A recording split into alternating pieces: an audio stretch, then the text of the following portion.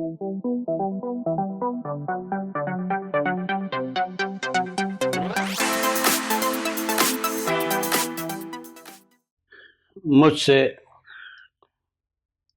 कुंभ को लेकर बहुत ज़्यादा सवाल किए जाते रहे हैं।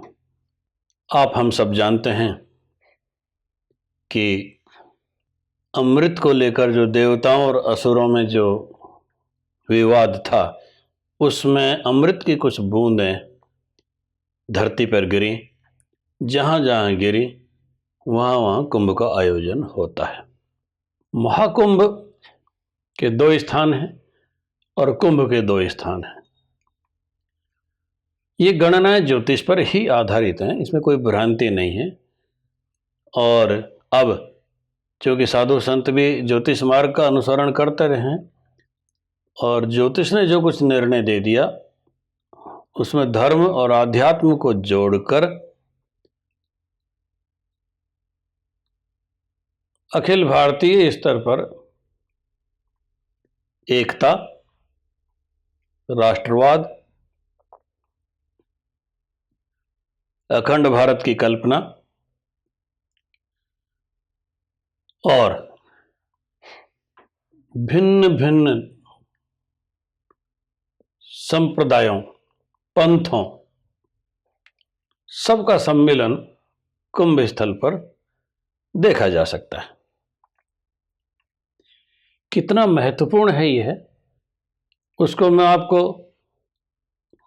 समझाने के दृष्टिकोण से 2-3 भाग में बताऊंगा। एक तो यह सूर्य, बृहस्पति या शनि जब कुंभ में होते हैं विशेष परिणाम लाते हैं। कुंभ राशि को ज्योतिष में अत्यंत पवित्र माना। जैमिनी ऋषि तो कहते हैं कि किसी की लग्न या कारकांश लग्न कुंभ हो जाए या आत्मकारक कुंभ राशि में स्थित हो जाएं, आत्मकारक ग्रह जो सबसे ज्यादा अंशों वाले होते हैं, तो वह व्यक्ति कुएं, तालाब, बावड़ी बनाता है, चैरिटी करता है, हमेशा समाज कल्याण में, धर्म कल्याण में लगा रहता है, मंदिर स्थापित करता है और लोगों के विवाह में दान देता है, दूसरी कन्याओं का विवाह करता है। कुंभ को अत्यंत पवित्र राशि माना गया है। तो जब जब कुंभ राशि प्रभावित होती है, कुंभ अत्यंत शक्तिशाली हो उठते हैं और जल का इससे संबंध है। हमारे यहाँ यमुना और गंगा को दोनों को अवतार माना गया है, इसलिए ईश्वर से सायुज्य का सबसे अच्छा स्थान गंगा, यमुना इत्यादि नदियों को माना गया है। इनके रूप में वरुण है और ग्रह स्थितियां ऐसी हैं जिनको हमारे ऋषि मुनियों ने हमारे कर्मों या हमारे जन्मों के उन्नत प्रक्षेपण के लिए, उन्नत योनियों में जाने के लिए, मोक्ष के लिए, कल्याण के लिए बहुत मंगलकारी माना। जब हम ये रिकॉर्ड कर रहे हैं,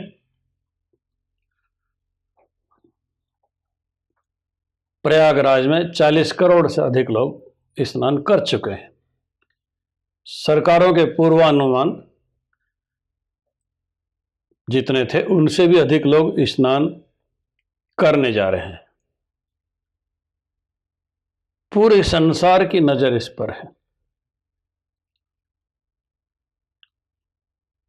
आशंकाएं भी बहुत थी।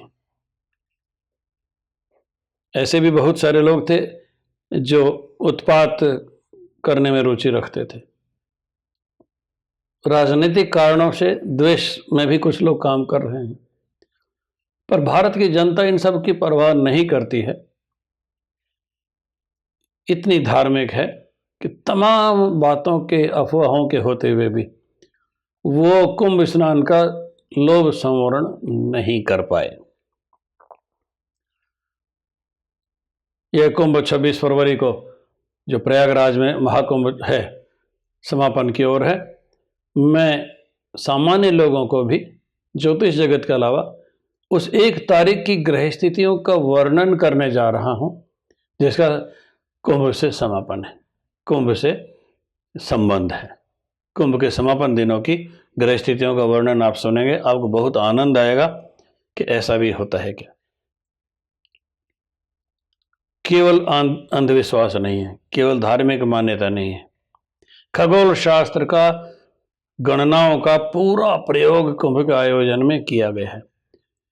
आइए हम आपको 26 फरवरी 2025 को सुबह 5 बजे, जिस समय करोड़ों लोग डुबकी लगा रहे होंगे, उस समय की ग्रह स्थिति का वर्णन करते हैं। देखिए, चंद्रमा श्रवण नक्षत्र में, मकर राशि में रहते हुए श्रवण नक्षत्र में हैं और वे कुंभ राशि में प्रवेश करने की तैयारी में हैं। रात तक वो अपनी पूर्णता को पहुंच जाएंगे। बृहस्पति स्वयं चंद्रमा के नक्षत्र रोहिणी में है, वृषभ राशि में रहते हुए। कमाल की बात है, चंद्रमा के नक्षत्र में बृहस्पति हैं और चंद्रमा स्वयं अपने नक्षत्र में हैं और सुबह 5 बजे चंद्रमा मकर लग्न में होंगे और मकर राशि में होंगे और उस समय सूर्योदय होते होते मकर लग्न आ जाएगी। बृहस्पति चंद्रमा को देख रहे होंगे और कुंभ राशि में सूर्य, बुध और शनि होंगे। कमाल है। वरुण देवता कितने प्रसन्न होंगे जब चंद्र के नक्षत्रों में गुरु और चंद्रमा स्वयं होंगे, सूर्य, बुध और शनि कुंभ राशि में होंगे और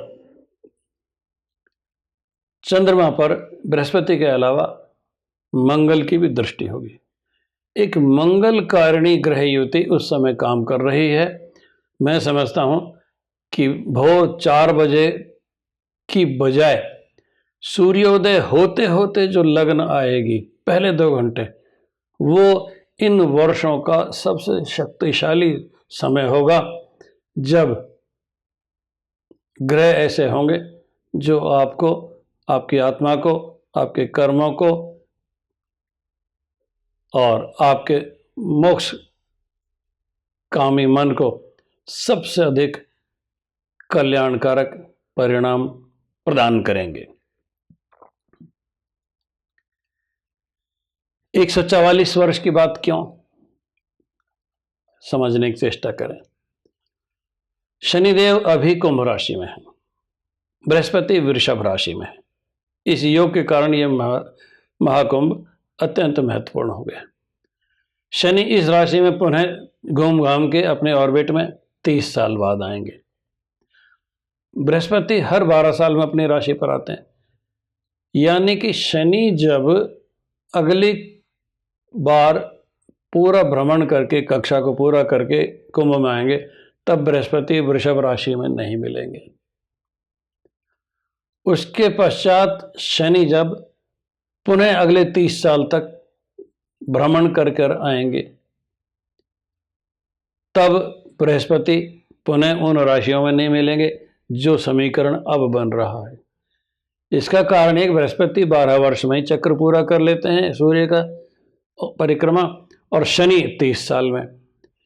इसलिए शनिदेव के 4 भ्रमण पूरा होने के बाद 5वें भ्रमण में बृहस्पति उस स्थिति में आएंगे जब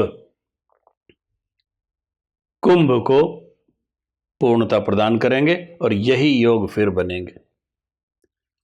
एक छोटी सी बात कुंभ से संबंधित नहीं है, परंतु बहुत पवित्र ग्रह स्थिति होती है। हम ज्योतिष जगत के लोग एक षष्ठी पूर्ति का नियम जानते हैं कि जन्म काल में शनि और बृहस्पति जिन जिन राशियों में हों, वो उन राशियों में कब आकर मिलते हैं, 60 साल होने पर। तब तक बृहस्पति 5 परिक्रमा पूरी कर लेते हैं और शनि 2 परिक्रमा।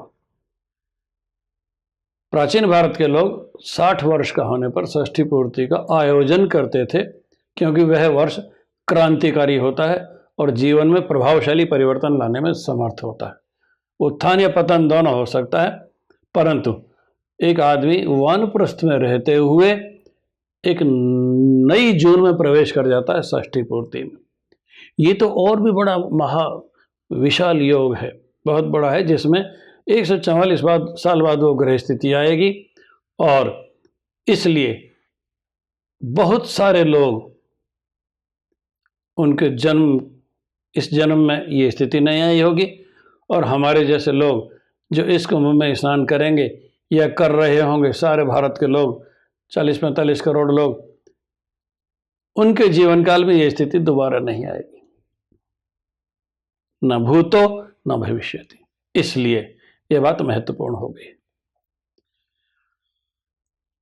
जो लोग बहुत अधिक वैज्ञानिक हैं, जो लोग आस्थावान नहीं हैं, जो लोग बहुत अधिक केवल जिज्ञासु हैं और परफॉर्म नहीं करना चाहते, वो लोग जिनको भारतीय संस्थाओं में आस्था नहीं है, या वो लोग जो नास्तिक हैं, या वो लोग जो राजनीतिक द्वेष और अन्य कारणों से ईर्ष्या रखते हैं और महाकुंभ जैसी ज्योतिष गणनाओं का समर्थन नहीं करते, या नासमझी में या क्रोध में और ईर्ष्या में इसका पालन नहीं कर रहे हैं या विश्वास नहीं कर रहे हैं, उन लोगों से मुझे कुछ नहीं कहना। यह आपके ऊपर है कि आप मोक्ष या ईश्वर प्राप्ति की कामना करते हैं या नहीं। याद रहे, योनि पतन हो गया ना, एक बार मनुष्य योनि से गिर गए, 84 लाख योनियों में भटकना पड़ेगा। 84 लाख में से मनुष्य की योनि केवल 3-4 लाख वर्ष तक रह सकती है, बाकी 80 लाख वर्षों को अन्य योनियों में चले जाएंगे, दोबारा लौट के नहीं आएंगे। मान लीजिए आपने किसी हिंसक योनि में जन्म ले लिया और वहाँ रह के हिंसा करते रहे, तो आप तो पाप दर पाप करते ही चले जाएंगे और मोक्ष प्राप्ति का मार्ग आपका अवरुद्ध होता चला जाएगा। इसलिए इस अवसर का लाभ उठावें। भारतीय गणना पद्धतियों, भारतीय ज्योतिष, भारतीय अध्यात्म, भारतीय धर्म और ऋषि मुनियों द्वारा प्रदत्त इस व्यवस्था का पालन करें। मैं अभी भी कह रहा हूं कि 26 फरवरी का दिन किसी भी अमृत स्नान से कमजोर नहीं है, अति शक्तिशाली है। जो वंचित रह गए हैं वो अवश्य जाएं और महाकुंभ का लाभ उठावें। उन लोगों के लिए जो प्रयागराज में जो चल रहा है और थोड़ी बहुत जिनके मन में अनिश्चय है, वो गंगा और यमुना और सरस्वती के मिलन के कारण है और उसको नहीं भोग पा रहे हैं, तो मेरी सलाह है कि वो लोग हरिद्वार जाके कर सकते हैं। शनि और बृहस्पति की ग्रह स्थिति तो हरिद्वार में भी उपलब्ध उसी रूप में होगी, वहां यमुना नहीं मिलेंगी, गंगा तो रहेंगी ना। आप बहुत ज्यादा करें तो ऐसा करें, यमुना का पानी कहीं से मंगा लें, जब आप गंगा स्नान करें तो थोड़ा सा यमुना पानी भी वहीं स्पर्श कर लें। जो लोग वहां नहीं जा पा रहे हैं वो लोग ऐसा करें कि महाकुंभ से लाए हुए जल को, चाहे 2 बूंद ही हो, अपने स्नान घर में बाल्टी में 2 बूंद डालें। और यह विधान है कि गंगा जल में या यमुना जल में अन्य जल मिला दिया जाए तो वह जल भी पवित्र हो जाता है और उतना ही फल प्रदान करता है। तो मैं 2 सलाहें दे रहा हूँ। जो लोग महाकुंभ में नहीं जा पाए व्यवस्थाओं के कारण या आर्थिक समस्याओं के कारण या शारीरिक कारणों से, वो लोग कहीं भी गंगा में या यमुना में स्नान कर सकते हैं। इस बार ऐसा हुआ है कि बहुत सारे लोग संगम पर नहीं पहुंच पाए हैं, परंतु उनकी तुष्टि हो गई, वो अन्य किसी घाट पर जाकर गंगा में या यमुना में स्नान कर पाए हैं। फिर भी ग्रह स्थिति तो वही है, ग्रहों ने तो उन पर पूर्ण कृपा की ही है। मेरी सलाह है, जो लोग हरिद्वार जैसी जगहों पर, गढ़मुक्तेश्वर जैसी जगहों पर, कहीं पर भी नदियों में जाएंगे, ग्रह स्थितियां वही होंगी और ईश्वर उन पर भी कुंभ जैसी ही कृपा करेंगे। नमस्कार।